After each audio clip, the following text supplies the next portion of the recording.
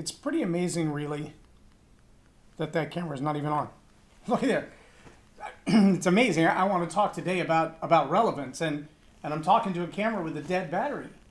And that's not relevant. Think, though, how many times we, as leaders, have an agenda in our own mind. We have something of importance that we want to say. We have some burning passion, and nobody else cares about it at all. Nobody. What do you do about that as a leader?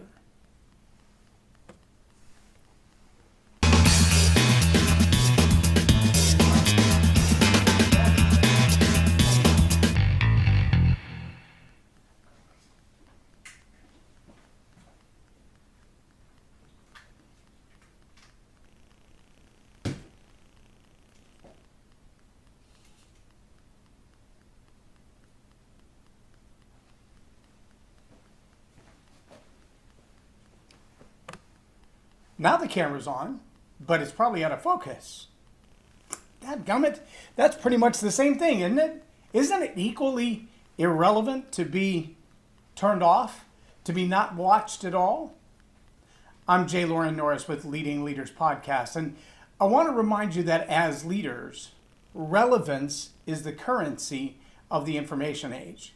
When we launch into a tirade or a comment or even just a whole lot of dialogue, and we don't seem to get a response, part of the problem is a lack of relevance. Have we said anything that's important to the people that we're talking to? Or are we just talking because it makes us feel better? Are we saying something that's actually going to improve the quality of their life, that's going to add value to them? Or are we just saying it because we feel like it needs to be said? I say all the time when I'm hired by people to help them develop their speaking career, I don't focus on the marketing side, even though that's what my background is. I focus more on the speaker development side. And what I mean by that is not just your stage presence. While that's extremely important and one of the areas that I target, we focus first on the message.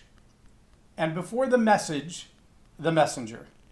Are you someone that people are going to find credible enough to talk about the subject you want to talk about? Does anybody care that you are the one talking about this? If I were to talk, for example, about, I don't know, sewing, what I know about sewing could fit in a thimble. Actually, it wouldn't even fill a thimble. My finger would fill a thimble, and that's the extent. I know nothing about sewing except the two pieces of fabric have to come together somehow, and usually that's done with thread. My mother was a great seamstress. Back in the day, she used to sew my suits that I wore to school. No exaggeration. But today, I know nothing about sewing. I buy all of my garments. I barely replace them. I have a shirt that's missing this button right down here, that right there. And I wear it without the button because I'm too lazy to sew the button back on. Not because I don't know how, just because I don't care enough. But if I were to do a lecture series on sewing, you would think properly, correctly, and accurately that I don't know what I'm talking about and I shouldn't be talking about that. And yet, we find that people who have influence, people who have large followings on social media, for an example, feel like they can talk about any topic they want to. And because a lot of people are listening to them, what they have to say is important, even if it's inaccurate. I tell people all the time, there's a difference between having to say something, meaning you have a burden in you to just talk, and genuinely having something to say. That would be like me doing a 45-minute speech on sewing. That would be someone who just has to talk, not because they have something to say, but because they can't figure out how not to say something. You've probably been in a meeting at some time where someone stands up and they ramble on their concept of the topic that the meeting is about, or maybe even they just share some new ideas, innovations, or proposals, or brainstorms. And when they're done, you realize none of what they had to say had anything to do with what the meeting was about. It's not going to move the progress forward. It's not going to accomplish any major goals. But they feel good having gotten it off their chest, and they're looking for the high fives and the applause that come along with having spoken at the meeting, even though what they said meant nothing to anybody other than themselves for having said it. See, there's a real challenge with leaders that often leaders come into power. They come into a position of influence. They get, again, the job title, the position, the letters after their name, the plaque. And because they have that title, they now feel like they have to have something to say about everything. They feel like they've got to chime in on every notion, every concept, every issue, every time. But what they have to say isn't well researched. They haven't done their homework, so to speak. They don't know what they're talking about from their own experiences. They haven't really even observed other people in the scenario that they're discussing. And so what they have to say is irrelevant. Dale Carnegie used to say it this way: there are 3 E's that should be considered anytime you speak. Have you earned the right to speak? Are you willing to deliver it with enthusiasm? The second E. And see, what was the third one? Enthusiasm, earn the right. I'll come back to that one in a minute. But have you earned the right to speak? Well, there's a couple of ways to earn the right to speak. You actually live through it. You observe it in somebody else, or you research it thoroughly. That's how you earn the right to speak about a topic. Oh yeah, you got to be eager to speak about the topic. That's the other E.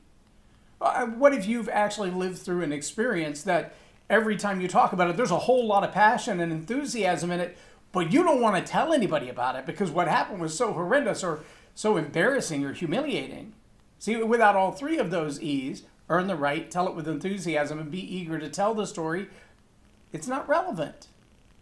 And if it does have all 3 of those E's, you've actually earned the right because you've lived it, observed it, or researched it. You have enthusiasm, the ability to deliver it in a way that people are going to be excited to hear it, and you're eager to tell the story. Now you can be relevant. Otherwise, you're just talking. And just like a dark camera or a completely out of focus camera, you're going to find that your story doesn't carry any weight with other people if it's not relevant, not well researched, or you haven't earned the right to talk about it. Now, let me also say that there are a lot of leaders whose ideas are not yet of this time. And by that, I mean there are both ideas, and you know this, there are ideas that are so old they've been outdated. They don't work anymore. Trying to do them a certain way, doing things a certain way, doesn't fit the way it used to. There are also those ideas that are way ahead of their time, meaning we can't quite do it that way yet, whether it's from a human resources standpoint or a technology standpoint or an innovation standpoint. And both of those ends of the spectrum can easily become irrelevant. You can easily push yourself out of a place of influential leadership if you harp on these ideas that are either very antiquated, say a Jim Crow law, or cutting edge in a way that no one else can identify with it yet. And I don't even know what that would be, but I think we've all seen some various illustrations of those ideas that are way ahead of their time. They're going to be way too hard to implement. I don't know, maybe like completely making the globe solar powered. I mean, the cost of the innovation, the process, the length of time, probably not going to happen in the next decade or so. Maybe in our lifetime, but not in the next decade. So the challenge with trying to implement laws and policies that force a technology that's not yet ready for the limelight, well, you have a relevance problem. And we know that because we've seen a lot of business leaders' businesses come and go. Solara, I think, was the name of the company that almost $500 million was poured into it to build solar-powered plants all across the United States and in other parts of North America. And the business is now bankrupt. They're gone. Parts of their equipment have been bought out by other people, but they were not relevant, even with that much investment, to carry on where they are. They're just ahead of their time, I think. It's just my opinion. I'm not a solar power expert. But I think in leadership, we do run into that problem on a regular basis. We haven't taken the time to flesh out the idea. We haven't given it the experience. We haven't earned the right to talk about it. We haven't put enough people around the idea in its confines to be able to push it forward. Relevance is the currency of the information age. And what do I mean by that?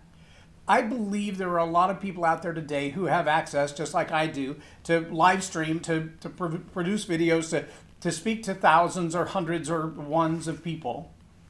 And through that mechanism, have espoused a lot of ideas that deep in their heart they hold as true.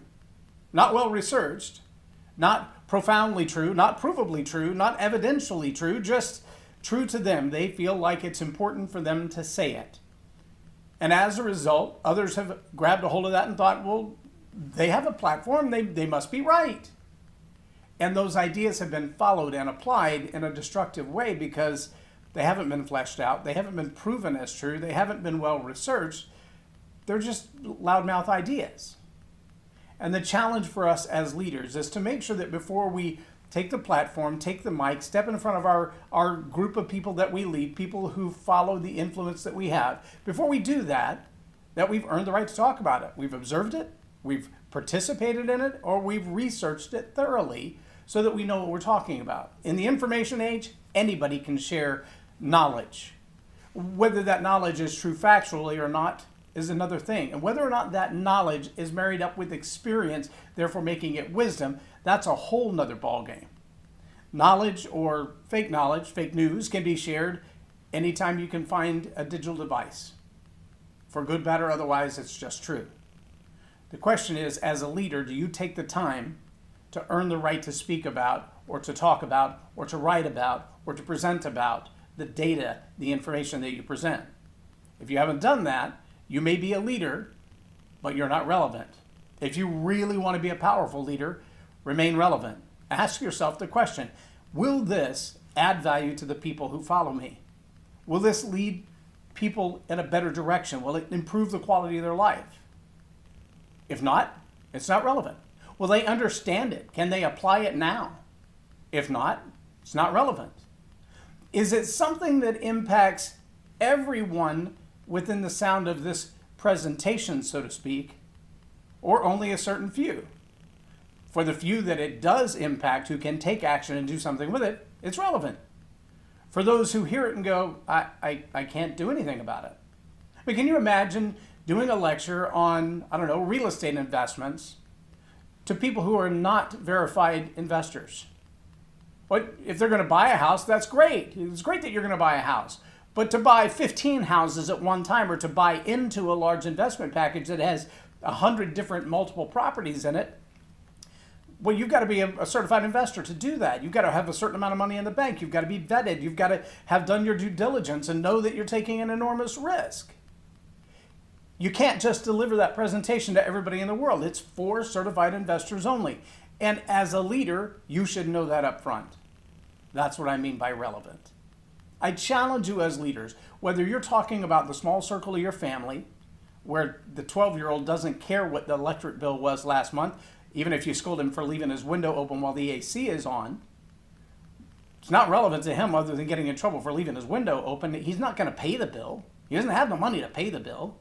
So if you're going to argue about the electric bill, make it with the other person who has to pay the electric bill, which is probably going to be you and maybe a spouse or a roommate. That's a relevant conversation. See how easy that is? That's not that complicated, is it? But how often do we vet or expose or just dump knowledge on people to whom it's absolutely irrelevant? They can't do anything with it.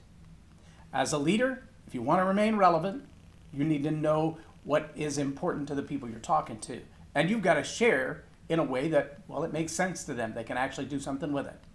I'm J Loren Norris with Leading Leaders Podcast for Tell It Like It Is TV. Have a blessed day.